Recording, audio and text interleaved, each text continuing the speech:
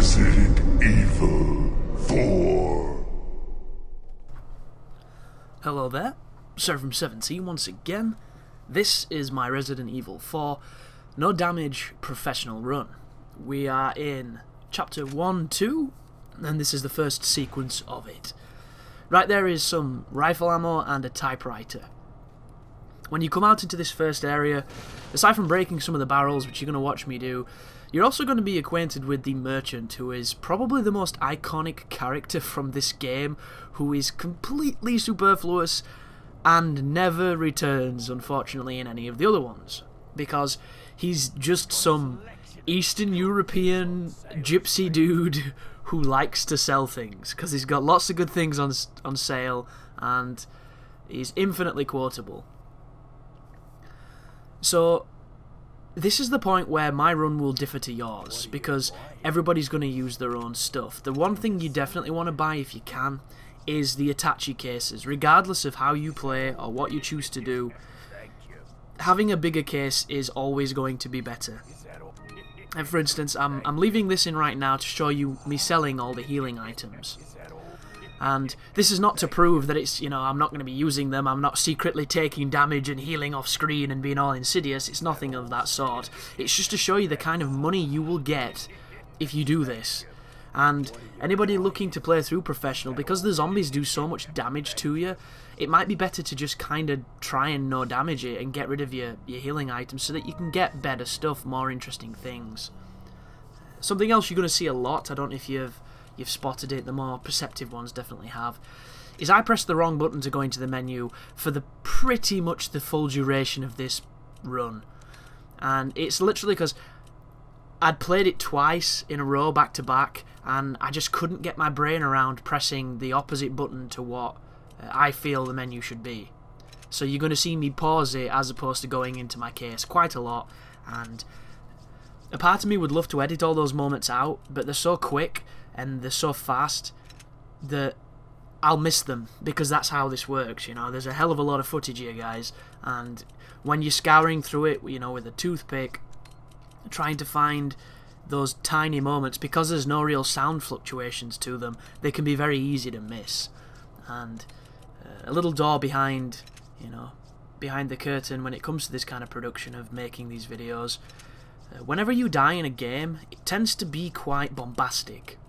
And that's good for somebody like me, because when I edit my deaths out, they're easy to find because I can see them on the timeline. I can literally see the waveform, and I can see where shit's happening.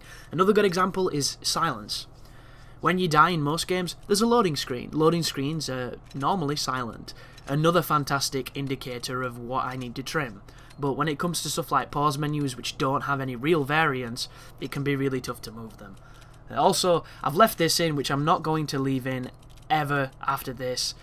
I just like to put shit in place. I know a lot of people do this. I'm not that bothered about it, but every so often I just decide to go over my case and line shit up. So I do apologise for the boring minutes worth of inventory just then, but I thought I'd do it just to show it, and then afterwards I can remove it for your viewing pleasure. But early on in professional, as I make the same mistake again, but early on in a professional run, ammunition can be quite scarce. It can be kind of tricky, especially if you're the type of person who likes to shoot stuff, who likes to shoot a lot of things, and perhaps are not the best shot or not the most ecumenical with your ammunition. Whenever you do anything, guys, and you want to save it just in case you die, go back to the typewriters. Back to the typewriters or the doorways with green writing that load. Either one of those will create a checkpoint for you, and you won't have to do any of that maintenance ever again. So my strategy here, as you'll see with most of the game, is not to waste ammunition, so that if you get into a spot where you need it, you've always got it. And to do that, I experimented with a few things, and this was the one that ended up working for me. So I kneecap the people to run past them, and then I stand up here. Up here, the only threat of taking damage for you is the dudes who throw the sickles. And as we know, the sickles are assholes. And the cool thing about this right here is the dude with the dynamite is going to help us kill things. The only downside is he also makes you flinch, because, dynamite goes off, you flinch. It's kind of realistic, I guess. But a lot of the strategies that you're going to see implemented in this mode are along the lines of this. Some of them are more exciting, some of them are, you know, are just useful, because that's all it takes, that's all it really needs. If you can find a spot where you have some kind of advantage and you can use that advantage, then you should. And in a run like this, it's how can I apply that logic to every part of the game to win, basically. And you'll notice once I take the dynamite guy out, I put the shotgun on. And I'm putting the shotgun on for a good reason, because the spawns on this sequence are kind of weird. Once he's dead, I push over to here. At the top of this, there's one dude just chilling. He can grab you sometimes, so you want to be careful. I shotgun him because I don't want to mess about with this sequence. And then I'm going to finish him with a knife, because he should only take 1 or 2. And then at this point, we are good to go. Once again, you might get hit by a miracle sickle, because sometimes it goes through the geometry. I don't exactly know why. But at this point, we're now good to start trimming these dudes with the knife and knocking them off the ladder. And this is another strategy that, where not the most entertaining thing to watch, but so effective, you know, it will really help you out if should you choose to do it. And once again, what we will do in future videos, if this becomes, you know, like an egregious part of the viewing, I will speed them up. Because as much as I really like doing this, and believe you me, I get some kind of perverse enjoyment of chopping these guys off these ladders, I can appreciate that it might not translate when it comes to what's good to watch. But it's so effective, and it takes no skill whatsoever, and this is actually a technique that is good to do in Resident Evil 5 as well.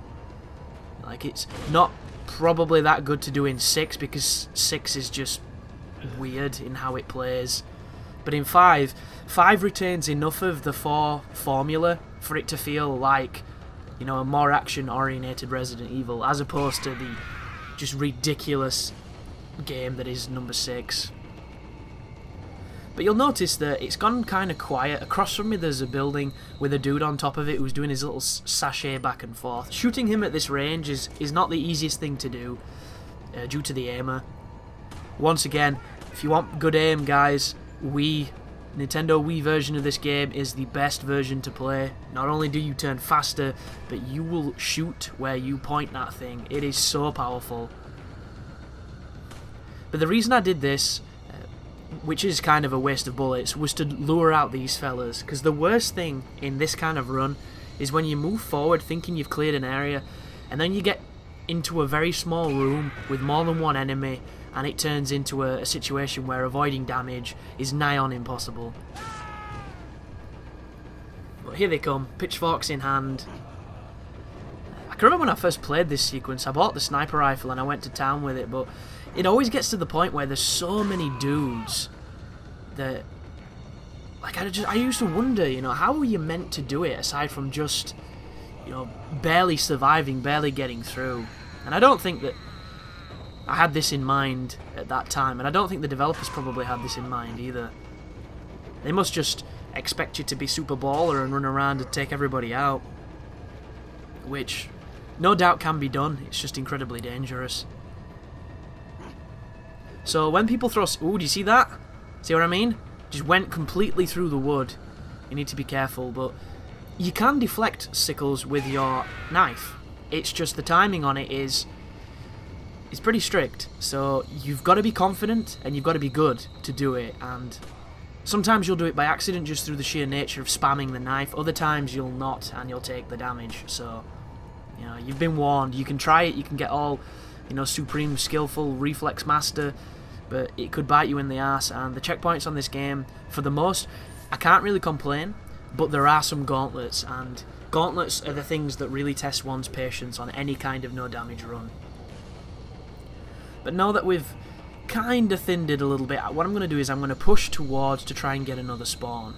And I know that this house over here is notorious for being tricky, so what I'm going to do is I'm going to run all the way back to the typewriter, I'm going to hit the typewriter, get a new checkpoint, and then I'm going to push back into that house. And this way, it is the safest thing when it comes to not having to replay that entire sequence again. 9 minutes of gameplay doesn't have to be done again, and you'll see, when we've come back out, we've made a spawn happen. And I don't know if it's a conventional spawn, I don't know where they came from, maybe they were in the buildings I was stood on, but what I do know is, you know, find a ladder and use the ladder to your advantage, and you can see even more people are coming. So it's, I really don't understand it. I don't. Like, there's only a few moments in this game where it's like this, but when it is, it makes it really tricky to stay on top of things. Maybe if you've played this game a million times and you know all the spawns, you probably know exactly where the triggers are, exactly how many dudes is per room and stuff, like maybe a speedrunner might know. But I'm not that experienced, guys. I'm just using the knowledge that I had when I used to play it to do something that's a little bit out of my comfort zone. Which, this is just... I just love knifing people on ladders. It's such a guilty pleasure. And this game looks surprisingly good in high def as well. I mean, sure, that texture directly in front of us is a little bit rough, but considering the game's age, you know, they designed a nice looking game. And back on the sludgy TVs we used to watch, where our eyes just like murked into a big brown mire, this game looked beautiful then, and it looks beautiful now. Be careful of him, Sickle Man. Oh, he's a nice man, though. He's putting that ladder back up so he can come and give us a piece of his mind. But I'm playing Onimusha Dawn of Dreams, and that's another great example of a game that looks bloody beautiful, and when you play it on an emulator, you can use your PC's power to essentially simulate what the PS2 couldn't even do. So you can make these games that were designed on consoles that were, you know, very inferior, but they run at really good frame rates because of it, and you can make them look really pretty on the eye. And sure, the texture quality is not going to be, you know, like your Wolfensteins that are coming out, or I'm not going to say Watch Dogs, because even with high detail, some parts of that game looked ugly as fuck when I was playing it. Same with Wolfenstein, though. I suppose it all depends, doesn't it? But what's a big powerhouse game like Metro's, for some reason, is a monster on PCs. Like, you play that on Macs, and that game looks astounding. Like, I saw my dad playing it a year or so back. It really does look like something else. You're not going to get an emulator to make games look like that unless people are modding them. And even then, that stuff is really tricky, and there's too many games for people to be that interested in doing all of them. But the game just... It's in full resolution, you know, it's the full aspect ratio of my monitor. It runs at 60 frames per second. It's just fun. And, like, I haven't turned my 360 on in over a week because I've been just living up on this emulator and recording gameplay and doing stuff with the family and whatnot, but I've not missed it either, which is the more important thing, because normally, like, there's always something I want to go back to and be doing on my 360, because it's kind of my console at the moment. And even Dark Souls 2, which I haven't played in a while, is not pulling me back, because I'm able to have a bit of space from it, because I played it, you know, for so long, in such a short amount of time. But right now, you might be wondering what I'm doing. Because I don't know the spawns so well, I'm really unsure where I'm safe and where danger is. I think the last enemies are going to be up on that path I've not ventured up. So instead, I'm checking these buildings, I'm picking up the items, and then I'm going to go up the slope, which is undoubtedly going to spawn some dudes. And then we can end this sequence. And this was probably one of the tougher areas in the entire playthrough to get the no damage on, just because of the confusing spawns. And when it's like that with games, it gives me a lot of hope.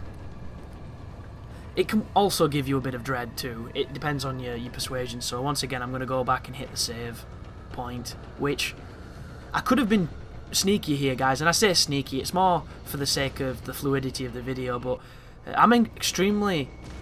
I'm not going to say gifted, because it's not a gift. It was something I was educated to do. But I'm good at lining up jump cuts, which... technically they're match cuts, because I'm making two things look very similar, so that it's difficult to see that they're two different pieces of footage. A bad match cut looks like a jump cut. A good match cut you don't notice. And I'm pretty good at sifting through the material and matching things, so I could have made it so that I didn't hit that typewriter once in this entire sequence.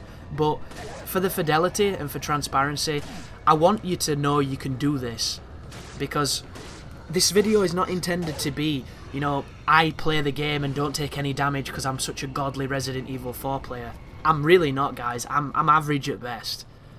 But I can do it because all it is a test of fortitude and patience, and those are two things that I have in quite high regard. But the music has stopped, telling you that the encounter's over. Now that we have both of the keys for the door, all that's left to be done is to put the crest together, open the seal, and then I will see you in the second part of Chapter 1-2. So thank you very much for watching, thank you for listening, and as always, you take care now.